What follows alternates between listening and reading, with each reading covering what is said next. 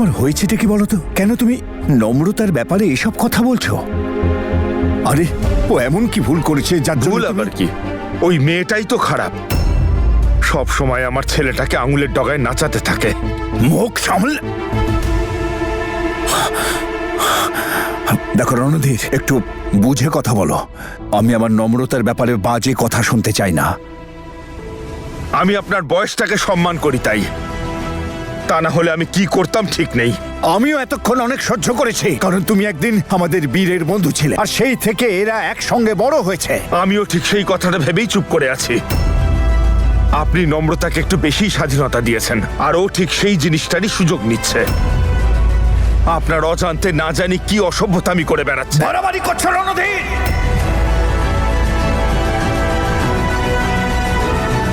আমার নম্রতা আমার গর্ব, আর সেই অহংকারে কেউ কালি ছেটালে আমি সহ্য করব না। তাহলে আপনার গর্বকে আপনি আপনার বাড়ির চার দেওয়ালের মধ্যেই আটকে রাখুন। তার স্বপ্নগুলো সফল করার জন্য তাকে অন্যের বাড়িতে দয়া করে পাঠাবেন না। রণধীর, চেঁচাবেন না। নম্রতাকে আমি আমার ছেলের বউ কখনোই হতে দেব না। আমি কোনো ভদ্র সভ্য বাড়ির মেয়েকেই আমার পুত্রবধূ করে আমার বাড়িতে নিয়ে আসব। একটা মেয়ের বাবা হয়েও তুমি যেসব বাজে কথা বললে না, তার জন্য তোমার লজ্জা হওয়া উচিত। নম্রতা তোমার কাছে সমস্যা, ও আমাদের কাছে অহংকার, সম্মান। তুমি নোংরা ছিটিয়ে না অসম্মানিত করতে পারবে না। তাহলে থাকুক সে নিজের বাড়িতে, আর ওকে বলে দেবেন আমার ছেলের থেকে যেন দূরে থাকে। আমি ওকে আমার ছেলের সঙ্গে কখনোই দেখতে চাইব না।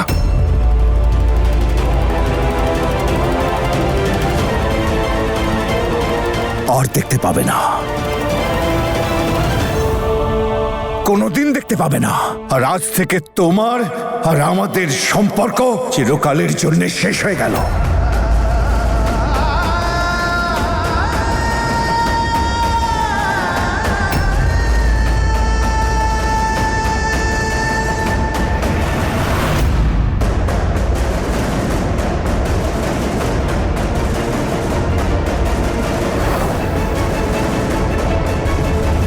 আমাকে আপনি ক্ষমা করে দেবেন। আপনার নাতনির সম্পর্কে আমি বাজে কথা বললাম।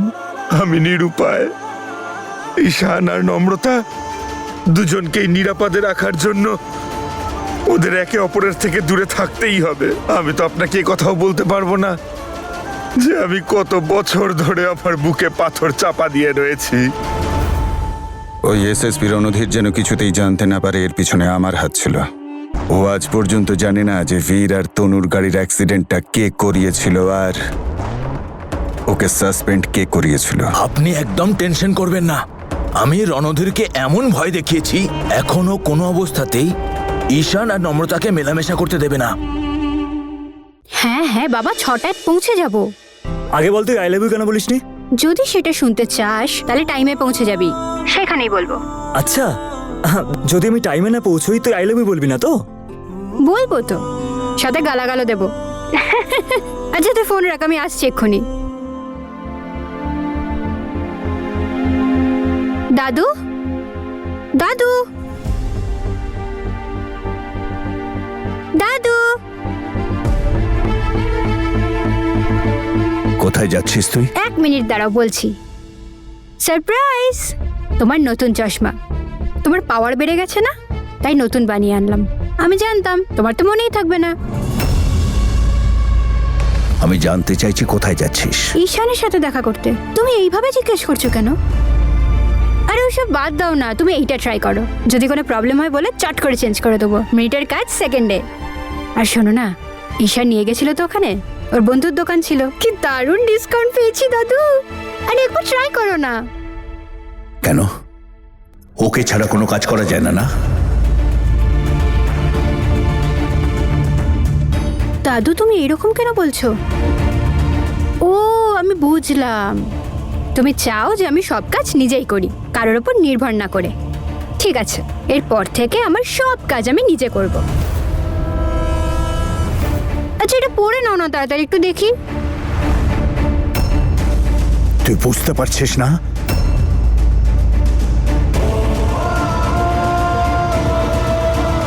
আজকের পর থেকে ওই ছেলেটার সাথে আর মিশবি না।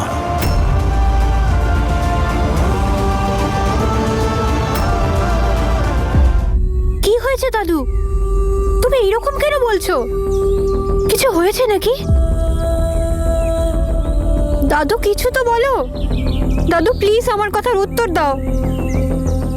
দাদু তুমি যা বলবে আমি তাই করব। হ্যাঁ আমি বলছি তো, আজকের পর থেকে ওর সাথে দেখা করবি না। আজকের পর থেকে তোদের দুজনের যে সম্পর্ক ছিল সব শেষ। বন্ধুত্ব, ভালোবাসা সব ভুলে যা ওকে। আজকের পর থেকে তোর মুখে ওর নামও নিবি না, আর মনে মনে ওর কথা কখনো ভাববি না।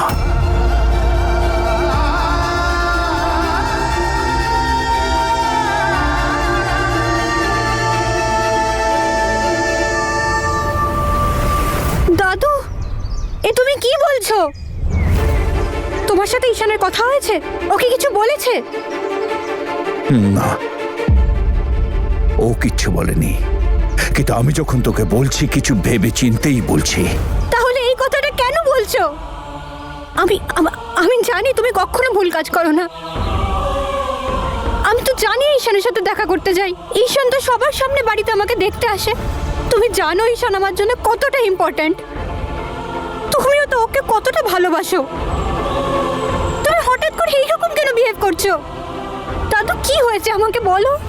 নম্রতাকে আমি আমার ছেলের বউ কখনোই হতে দেব না। আমি কোনো ভদ্র সভ্য বাড়ির মেয়েকেই আমার পুত্রবধূ করে আমার বাড়িতে নিয়ে আসবো। দাদু বলো প্লিজ। দাদু বলো কি হয়েছে? কেন বুঝতে চাইছিস না মা? এই ভালোবাসায় তোরা কিছুতেই সুখী হতে পারবি না রে মা, শুধু কষ্ট পাবি, কষ্ট।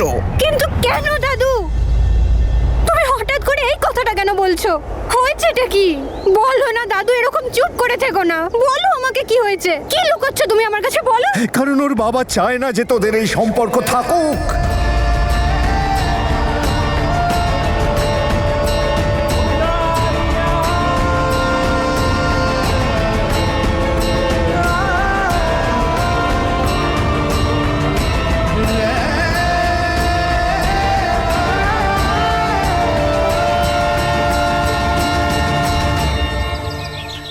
কি রণধীর আঙ্কেল এটা চান না যে আমার আর ঈশানের সম্পর্ক থাকুক?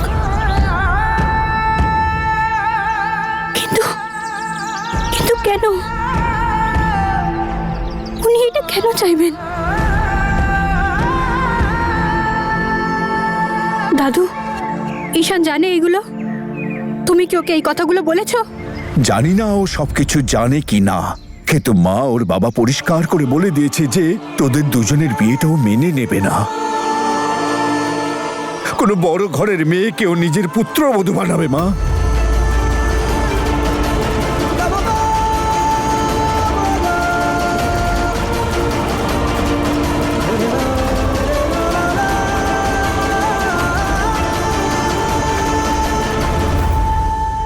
আমি জানি মা তুই এই কথা শুনে খুব কষ্ট পাবি, কিন্তু ওর বাবা যখন চায় না তখন আমি আর কি করতে পারি? তুই আমার প্রাণ রে মা, তুই তো আমার অহংকার। তোর কোনো কষ্ট আমি সহ্য করতে পারবো না রে মা। আর সেই জন্যই আমি বলছি তুই ওকে ভুলে যা। বরং ভাব তুই ও কোনোদিন তোর ছিল না। আমার কাছে তোর সুখ, তোকে সুখী দেখাটাই আমার জীবনের প্রথম লক্ষ্য। সেই জন্য যত তাড়াতাড়ি সম্ভব তুই ওকে ভুলে যা মা।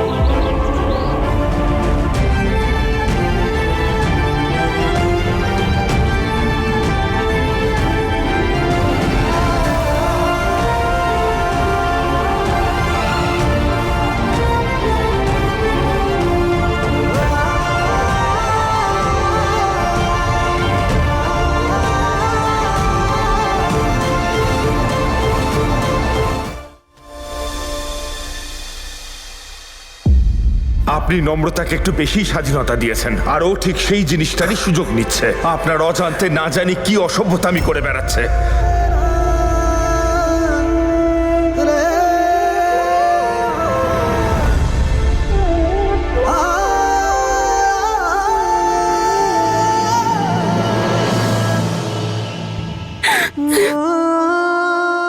এই ভালোবাসায় তোরা কিছুতেই সুখী হতে পারবি না রে মা, শুধু কষ্ট পাবি, কষ্ট। কারণ ওর বাবা চায় না তোদের এই সম্পর্কটা থাকুক।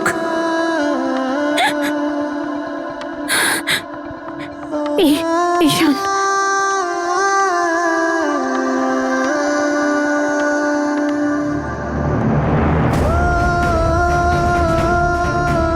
ওর বাবা পরিষ্কার করে বলে দিয়েছে যে তোদের বিয়েটা ও কিছুতেই চায় না। ও কোনো বড় ঘরের মেয়েকে তার ঘরের পুত্রবধূ করবে মা।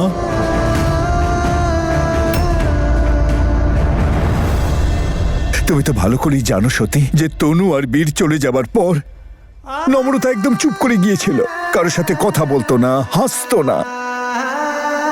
তারপর ঈশান আবার ওকে বাঁচতে শিখিয়েছে, সেই কারণেই অন্যদের মতো স্বাভাবিক হয়েছে।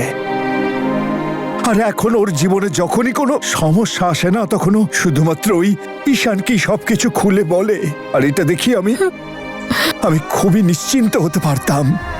উপরওয়ালার কাছে প্রার্থনা করতাম যে ওদের এই ভালোবাসা আর সম্পর্ক যেন চিরকাল বজায় থাকে। কিন্তু এখন ওই রণধীরের কথা শুনে না, আমি আমাদের সন্তানকে ওর পরিবারে পাঠাতে আর মোটেই চাই না। আমি জানি যে এসব কথা শুনে আমাদের নম্রতার হৃদয় ভেঙে খান খান হয়ে গেছে। अपने रूठे ने सपने टूटे ने अरमान सी दिल दे सब गए लुटे ने फिक्की पै गई हत्थां दियां लालियां। আজকের পর থেকে ওর সাথে আর দেখাও করবি না, আর নাম মুখেও আনবি না, আর মনে মনেও কল্পনা করবি না। खाबां दे देश में এটা কি হলো মামা বাবা? আমি কি করব? আমি কিচ্ছু বুঝতে পারছি না। কি করে থাকবো আমি ঈশানকে ছাড়া? তুই খুব চিন্তায় আছিস তাই না মা? আর তুই জানিস যখন বাবা চিন্তায় থাকে তখন কি করে? এটা দিয়ে না বাবা তার সমস্ত দুশ্চিন্তা, সমস্ত রাগ বের করে।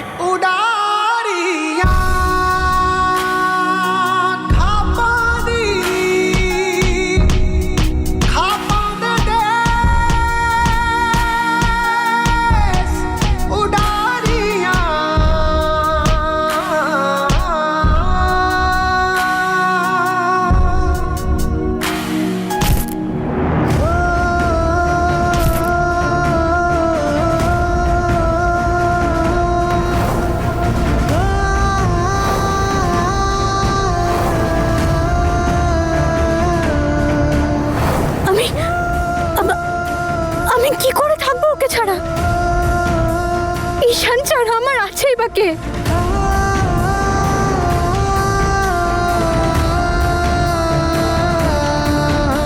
নম্রতা,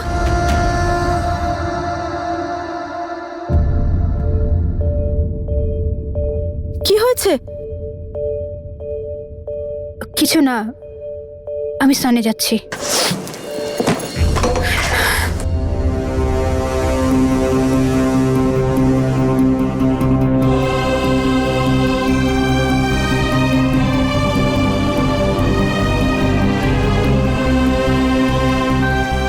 হঠাৎ কি হলো?